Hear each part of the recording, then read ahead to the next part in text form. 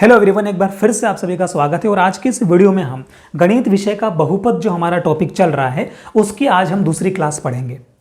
इससे पहले हम बहुपद जो टॉपिक है हमारा यानी कि पॉलिनोमियल जो टॉपिक है इसकी पहली क्लास हम पढ़ चुके हैं।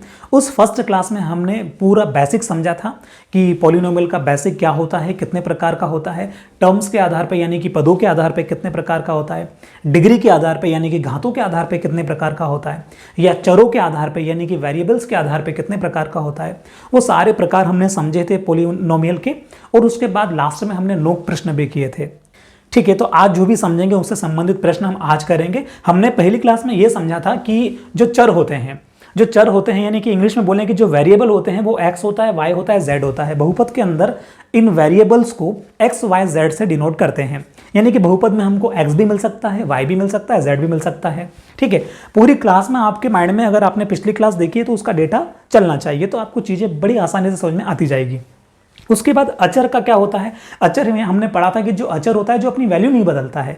चर अपनी वैल्यू बदलता है यानी कि variables in the sense vary करना, तो बदल देता है। अचर जो होता है, जो कांस्टेंट होता है, जो एबीसी होता है, वो अपनी वैल्यू नहीं बदलता है। हमने देखा था कि जो हमारे पास 5 रुपए हैं तो 5 की वैल्यू हमेशा 5 ही रहेगी, वो कभी नहीं बदलेगी जब तक उसमें क्या नहीं शामिल हो जाए, उसके अंदर चर ना आ जाए, तब तक वो अपनी वैल्यू नहीं बदलेगा। उसके बाद जब है आज की क्लास पे अगर हम आते हैं कि आज की क्लास में हम क्या पढ़ने वाले हैं, तो आज की क्लास में हम शुरुआत करने वाले हैं कोफिशिएंट ऑफ पॉलिनोमियल, यानी कि हर बहुपद का अपना एक गुणांक होता है। और कभी कभी एग्जाम में जो है डायरेक्ट प्रश्न पूछ ले जाते हैं कि इस बहुपद जो हमने आपको ये जो बहुपद दिया है, इस बहुपद में एक्स स्क्वायर का गुणांक क्या है, या फिर x का गुणांक क्या है, या फिर x की घात 3 का गुणांक क्या है। हम शुरुआत करते हैं पहला टॉपिक जो हमारा है। पहला टॉपिक है बहुपद का जो गुणांक है। बहुपद का जो गुणांक है या फिर यूं कहें कि कोफिशिएंट ऑफ पॉलिनोमियल्स जो होता है ये है क्या। तो ये क्या होता है कि बहुपद के अंदर पद होते हैं। हमने पहली क्लास में देखा था कि बहुपद जो होते हैं ना उसके अंदर पद होते हैं। 1 पद वाला होता है, 2 पद वाला होता है, 3 पद वाला होता है, 4 पद वाला होता है। तो ये जो पद होते हैं, 1 पद, 2 पद, 3 पद, इन पदों के गुणांक होते हैं। इन पदों के गुणांक होते हैं। तो कभी कभी एग्जाम में डायरेक्टली प्रश्न पूछ लिया जाता है, जैसे कि जेल प्रहरी में पूछा है कि इस बहुपद के अंदर एक्स स्क्वायर का गुणांक बताओ क्या है, तो उसको हम समझते हैं। अब देखिए हर पद का क्या होता है, गुणांक होता है। पहले मैं आपको ऐसे समझा देता हूं यहाँ पे, उसके बाद हम इन प्रश्नों पे आएंगे। जैसे मैंने फॉर एग्जांपल सिर्फ समझने के उद्देश्य से एक ये लिखा A square A x square plus B x plus C, ये मैंने बहुपद लिखा। आपको समझ में भी आ रहा होगा कि ये जो बहुपद इन द सेंस ये जो बहुपद की स्पेसिफिक फॉर्म जो मैंने लिखी है ये कौन से बहुपद की है। तो आप लास्ट वाली क्लास याद करो, उसमें एट द लास्ट हमने देखा था कि जिसकी घात 2 होती है वो कौन सा बहुपद होता है, द्विघात बहुपद होता है, जिसको अंग्रेजी में हम क्वाड्रेटिक पॉलिनोमियल बोलते हैं। तो इसमें अगर कोई पूछेगा ना हमसे, अगर ऐसा कोई बहुपद आएगा इस फॉर्म में और हमसे कोई पूछ ले कि बताओ एक्स स्क्वायर का जो गुणांक है ना वो क्या है, तो हम बोलेंगे एक्स स्क्वायर का गुणांक जो है वो ए है। क्लियर हो रही है बात, क्योंकि एक्स स्क्वायर के गुणे में कौन है, तो आप कहेंगे एक्स स्क्वायर के गुणे में तो ए है, तो ए आएगा। ठीक है। अच्छा, कोई हमसे पूछेगा कि एक्स का गुणांक बताओ, x का गुणांक बताओ, तो हमको ये देखना है कि x के गुणा में कौन है, x के मल्टीप्लिकेशन में कौन है। तो x के मल्टी में या x के गुणा में हमको कौन दिख रहा है, b दिख रहा है। इसलिए x का जो कोफिशिएंट होगा वो क्या होगा, b होगा। अच्छा, अब यहाँ पे ऐसा कोई पूछ सकता है क्या कि c किसका गुणांक है, बिल्कुल पूछ सकता है। हमने पहली क्लास में समझा था कि पावर जो होती है ना वो कैसी जाती है, वो घटते हुए क्रम में जाती है। जैसे यहाँ 2 है, यहाँ 1 है, अगर यहाँ कुछ भी नहीं है मतलब कि हमने समझा था कि यहाँ पे पावर क्या है, यहाँ पे पावर x की पावर 0 लिखी हुई है, वो हमने नहीं लिखी है। कारण क्या है उसका कारण ये है कि अगर कहीं पे भी x की पावर 0 हो, या आसान भाषा में समझे तो किसी भी संख्या की, किसी भी चर की, किसी भी वैल्यू की अगर पावर हम 0 कर देते हैं तो उसका मान 1 हो जाता है। एग्जाम्पल के लिए अगर मैं 100 की घात 0 बोलूं कि 100 की घात 0 का मान क्या होगा, तो आप कहेंगे 100 की घात 0 का मान 1 होता है। ऐसे ही x की घात 0 का मान क्या होता है, तो आप बोलेंगे 1 होता है। तो अगर यहाँ पे 1 है तो फिर c का गुणा 1 में करेंगे तो c ही आ जाएगा। इसलिए हमने x की घात 0 नहीं लिखी है। लेकिन बहुपद वाले केस में आपको ये मान के चलना है कि इस अचर के पास में ये चर लिखा हुआ है। अब प्रश्न क्या आ सकता है, प्रश्न ये आ सकता है कि x की पावर 0 का गुणांक क्या होगा, x की पावर 0 का गुणांक क्या होगा। तो आपको कंफ्यूज नहीं होना है, तो आपको, क्योंकि प्रश्न ऐसा रहेगा, आपको कंफ्यूज नहीं होना है कि x की पावर 0 तो मुझे दिख ही नहीं रही है इसके अंदर, फिर मैं क्या करूं। तो कहने का मतलब वहां पे x की पावर 0 लिखी हुई है, तो आपको ये पूछना चाह रहे हैं कि x की पावर 0 का जो गुणांक है ना वो क्या होगा, c होगा। ये आपको बात समझ में आई होगी। तो इसी फॉर्म को लेके हमने एग्जाम्पल समझा है।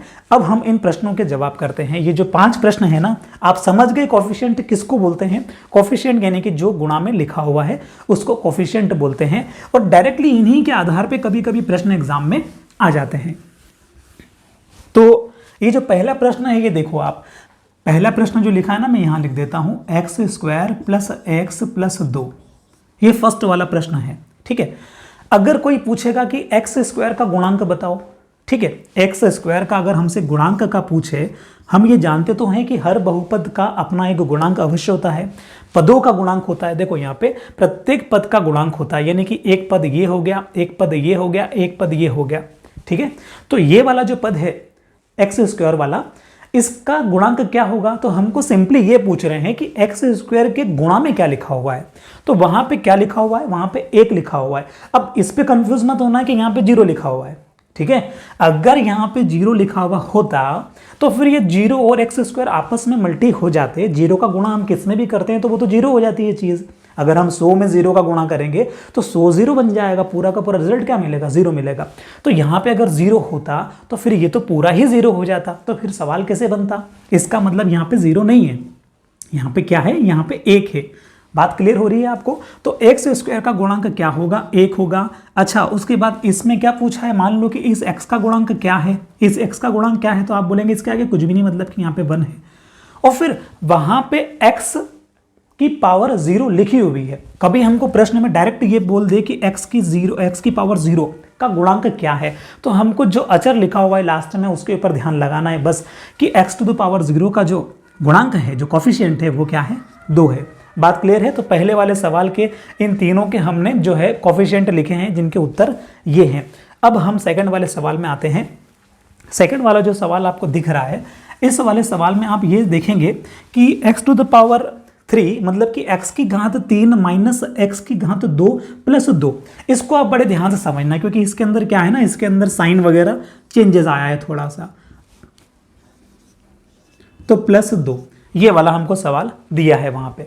अब अगर हमसे कोई पूछे कि बताओ x की घात 2 का गुणांक क्या है, x की घात 2, एक्स स्क्वायर का जो कोफिशिएंट है वो क्या है। तो एक्स स्क्वायर का कोफिशिएंट अगर हमसे कोई पूछेगा ना, तो एक्स स्क्वायर का कोफिशिएंट आपको क्या दिख रहा है, वहां कुछ भी नहीं है, इसका मतलब वहां पे 1 है। लेकिन अब हमको चिन्ह भी लगाना पड़ेगा। पिछले वाले सवालों में तो क्या था ना, इस वाले सवाल में तो क्या था, सभी जगह प्लस लगा हुआ था, इसलिए हमने नहीं लगाया, अंडरस्टूड समझ लिया कि आगे प्लस लगा हुआ है। लेकिन यहां पे माइनस लगा हुआ है ना, तो हमको -1 बोलना है। कोफिशिएंट आंसर क्या लगेगा, -1। अगर 2 ऑप्शन है, एक +1 है और एक -1 है, तो -1 वाला इसका उत्तर होगा कि एक्स स्क्वायर का जो कोफिशिएंट है वो -1 होगा। -1 क्यों है, क्योंकि 1 तो हमको वहां दिख ही रहा है कि कुछ भी नहीं, इसका मतलब वहां पे 1 है, और आगे चिन्ह माइनस का लगा हुआ है, इसलिए हम माइनस का चिन्ह लगा रहे हैं। कोई डाउट नहीं यहां तक। बाकी वो किसका है कोफिशिएंट, जो प्लस का 2 जो हमको दिख रहा है वो x to the power 0, x की घात 0 का कोफिशिएंट है, और x की घात 3 का जो गुणांक या कोफिशिएंट है वो क्या है, 1 होगा। क्लियर है यहाँ तक। तो ये भी आप डायरेक्ट में लिख देता हूँ अगर आप उतारना चाहो तो, कि x की घात 3 का जो कोफिशिएंट है वो 1 है, और x की पावर 0 का जो कोफिशिएंट है, यहाँ पे x की पावर 0 है तो इसका कोफिशिएंट क्या हो गया, 2 हो गया। बात क्लियर हो रही है। आगे बढ़ते हैं। आगे हम अब देखते हैं तीसरा वाला सवाल हमारा देखते हैं। तीसरा वाला जो हमको सवाल पूछा है वो है √2 × x - 1, √2, ठीक है, x - 1। हमने पहली क्लास में समझा था कि अगर ये रूट वहां चला जाता, आप याद कर पा रहे हैं, अगर ये रूट पूरे पे होता, अगर ये रूट ऐसे पूरे पे होता तो क्या ये बहुपद होता क्या, तो ये बहुपद नहीं होता, ये हमने समझा था। इसका मतलब ये रूट कहाँ पे कहाँ तक है, सिर्फ यहीं तक है। चीज़ क्लियर हो रही है आपको। ऐसी छोटी छोटी चीज़ें जो आपके माइंड में चलनी चाहिए जब भी प्रश्न हमारे सामने आए बहुपद का, तब। अब इसमें हमको ये पूछा है कि एक तो आप x का गुणांक बताओ और आप x की पावर 0 का गुणांक बताओ। अगर हमको x का गुणांक पूछा है तो x का गुणांक हमको क्या दिख रहा है, तो x के गुणा में क्या लिखा हुआ है, x के गुणा में √2 लिखा हुआ है, तो इसका गुणांक √2 बन जाएगा। यहाँ तक कोई डाउट नहीं है।